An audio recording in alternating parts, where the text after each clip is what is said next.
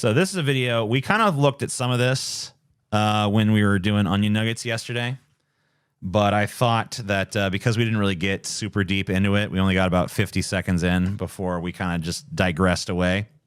I thought it might be fun to take another look and see what's going on in the world of politics, where you got Joe Biden running for re-election.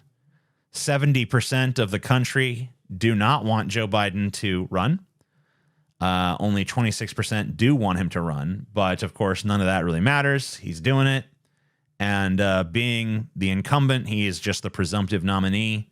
There are some people trying to primary him. Marianne Williamson is probably the most prominent person as of now that's trying to primary Joe Biden, but she stands very little chance of successfully doing so. And really, no one does. It's very rare. I think it's only happened once in American history that an incumbent has been primaried. But let's take a look at what's going on in this campaign video where Joe Biden is making his initial case for why he deserves a second term.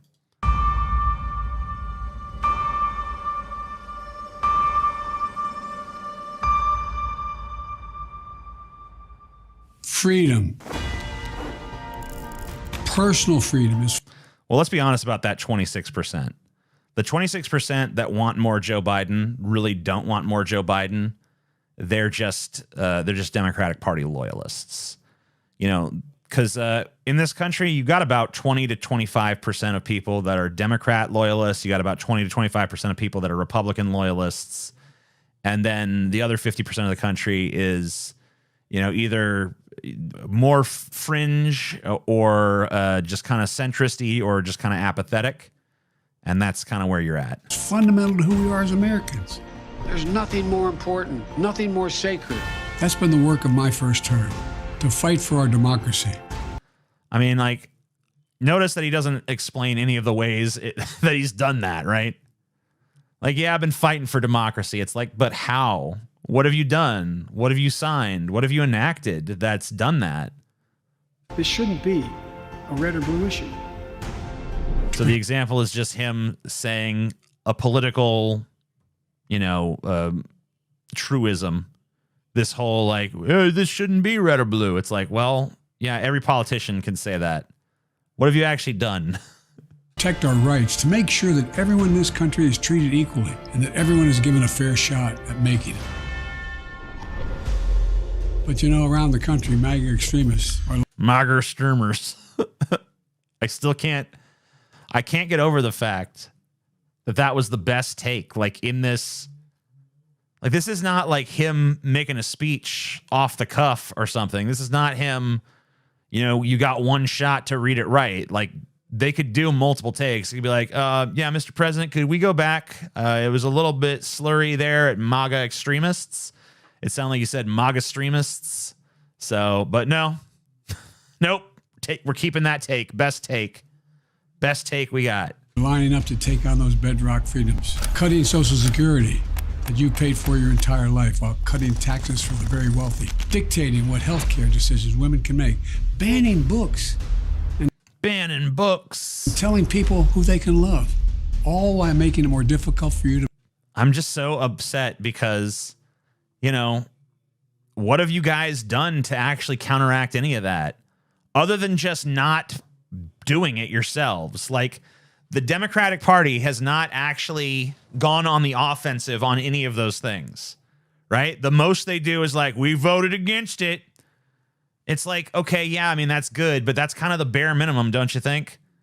And now that we're in an election cycle, it's like, hey guys, you know, we gotta stand up and fight against this. It's like, why haven't we already been doing that?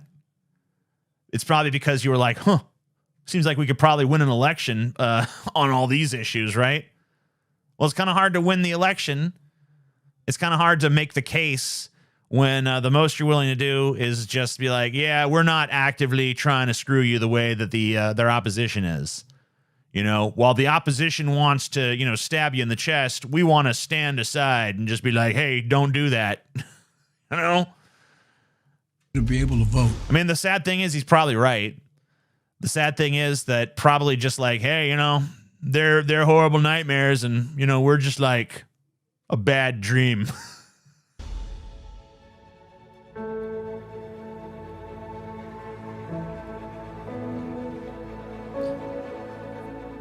When I ran for president 4 years ago, I said we're in a battle for the soul of America, and we still are.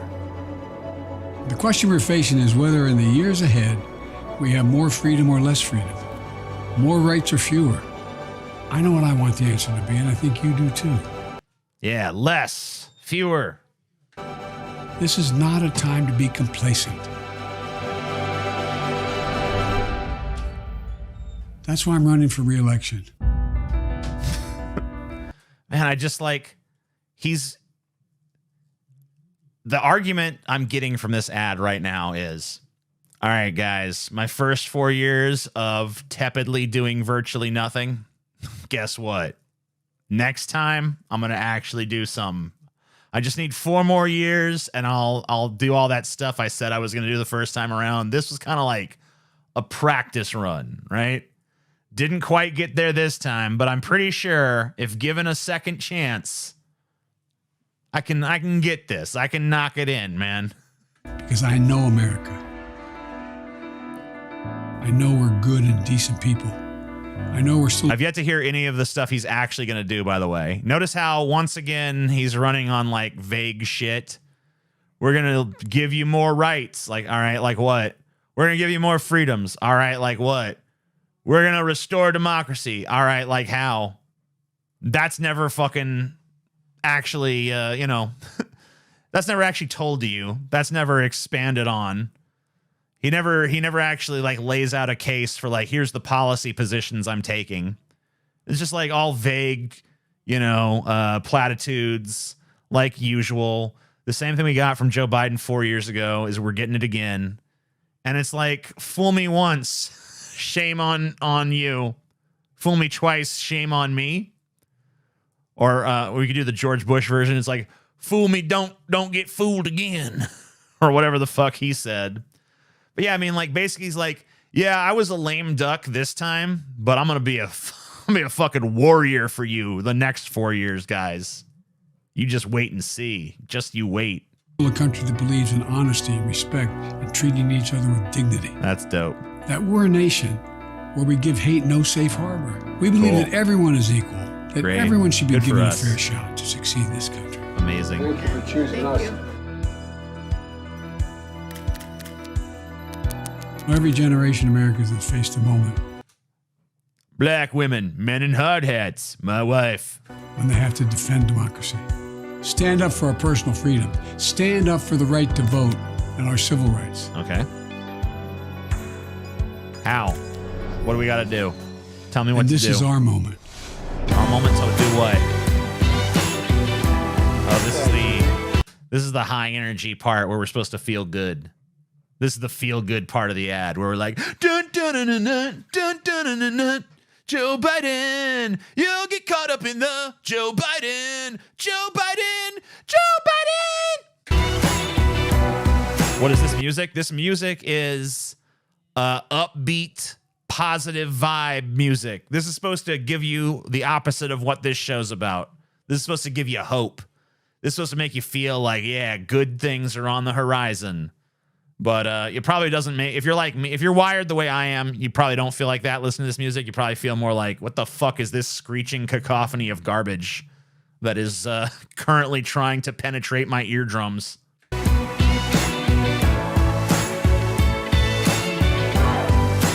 the people, will not decide. Yeah, this music sucks balls.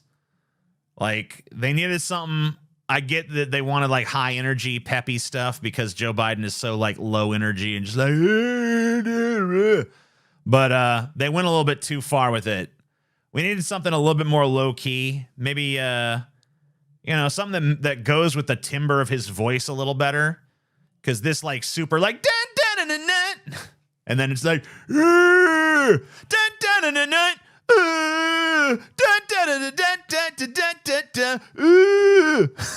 It's not really working, man. Yeah. Great. Dogs, baristas, priests, kids, So if people, you're with me, go to Mexicans, joebiden.com. blacks, wife, kids, blacks, American stuff. Let's finish this Yeah, job.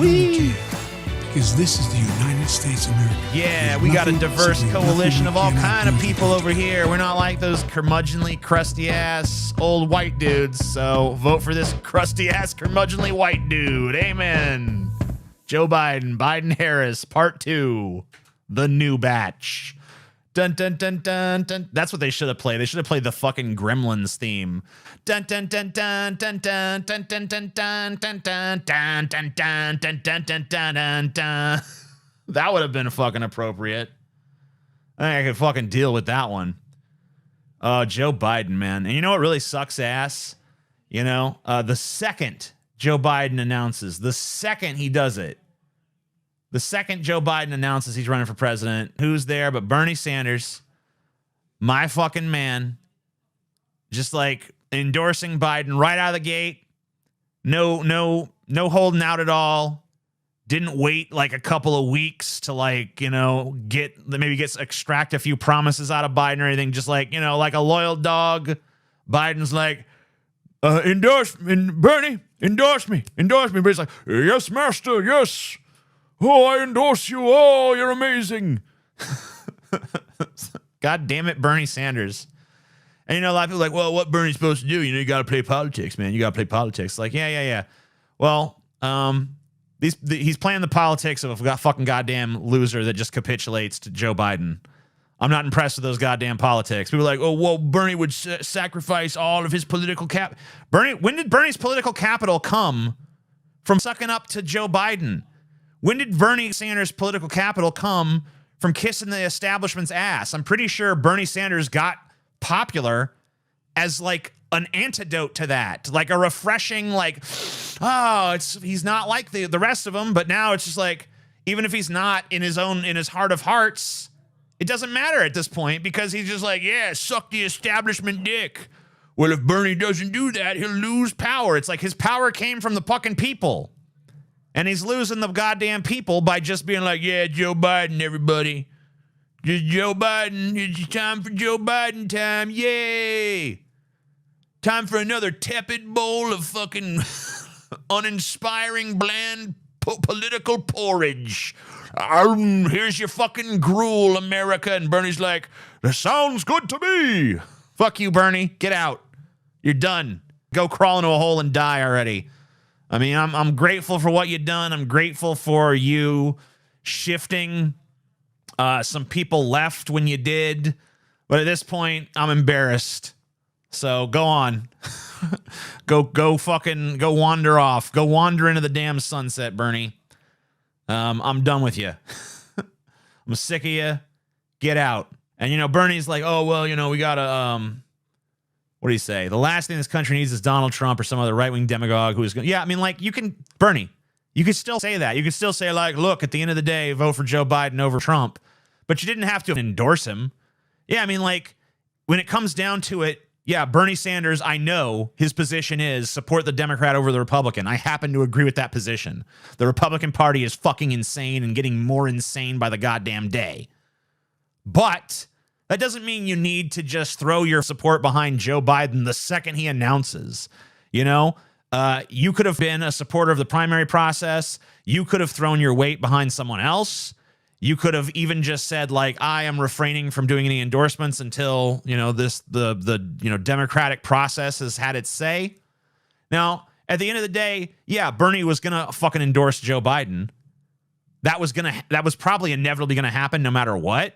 So I guess in the grand scheme of things, it really doesn't matter all that much that he just gave this full-throated endorsement right out of the gate. So I guess, you know, you could look at it as just like cutting through the bullshit and being honest about the situation we're in.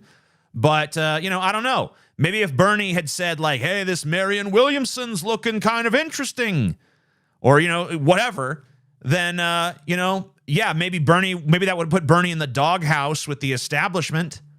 But what if she actually started to gain a little ground? What if like it actually came down to like, hey, maybe we can exact some concessions from the Democratic establishment. Maybe we can get a few actually progressive items on this agenda, some actual policy positions, and like some like, hey, you know, we're gonna fight for these positions because we want this voting bloc to support us. Like if Marianne Williamson was popular with like 15 to 20% of Democrats, and Joe Biden is like, oh shit, I might need those to actually win in the general, then doesn't that put them in a better position to negotiate for, you know, like at least some scraps from the table? But instead, it's just like the second Joe Biden announces, Bernie's like, yes, he's our God. He will be the one. He is the chosen one. You know, I mean, I'm just tired. Like, how are we supposed to move this needle if everybody is just going to go along with Democratic establishment politics? Like, at some point, don't you have to deviate from that if you want something other than that? Like, I'm not against lesser of two evil voting, but like part of that has to be applying pressure to the establishment candidate that won. And part of applying that pressure means that sometimes you might have to do things that don't necessarily make pragmatic sense within establishment politics. You have to actually have the balls to do something to like walk apart from the herd, which I thought Bernie was the kind of guy that would do that shit, because Bernie Sanders made his mark in American politics by not kissing the establishment's ass, but now it seems like they've put him up on a high enough pedestal. He's achieved a high enough level of power where now he's afraid of it being snatched away. But let me remind Bernie Sanders, your power doesn't come from the establishment. It doesn't come, the establishment didn't look at you, Bernie Sanders, and say like, ah, yes, a wild-eyed fucking socialist, let's give him some power. It was the people that gave you your power. It was the fact that you seemed like a breath of fresh air. It was the fact that you didn't seem like you were a bought and paid for establishment politician that got you the popular support that rose you through the ranks to the place where you are now. So the people brought you where you are. So you should be representing the interests of the people, not the interest of your political career. And I know the argument is like, well, you know, if he positions himself well, then he has a better chance. But that's just self-serving fucking logic. That's not what's real. That's what's self-serving. Because the power that Bernie Sanders has right now could have been much better used by putting some progressive pressure on Joe Biden, not just immediately falling to his knees and sucking Joe Biden's dick when Joe Biden snaps. That's my take. And if I'm wrong, feel free to explain why, but I don't think I am. Yeah, it's like Bernie's gotten way more cowed as he's gotten older. I think it's because, you know, when you're so far on the fringes and the outside, it's easy to walk your own path, but the more you become ingratiated into the system, the more it becomes like a difficult, like your mind gets caught up in all this political strategy shit, like, oh, well, you know, I got to factor this and that. No, you got where you are by sticking to your principles and saying, fuck that. Everything else will fall where it may. And, you know, look, you were almost president, or you were almost at least the Democratic Party's nominee twice. You didn't quite get there. Oh, well, you still changed the paradigm, but don't squander what you've accomplished. Don't squander the position that you've risen to. Don't squander your position on the national stage by just playing softball from here on out. Like, it's a weird time in life to play it safe. You're 82 years old. What have you got to lose?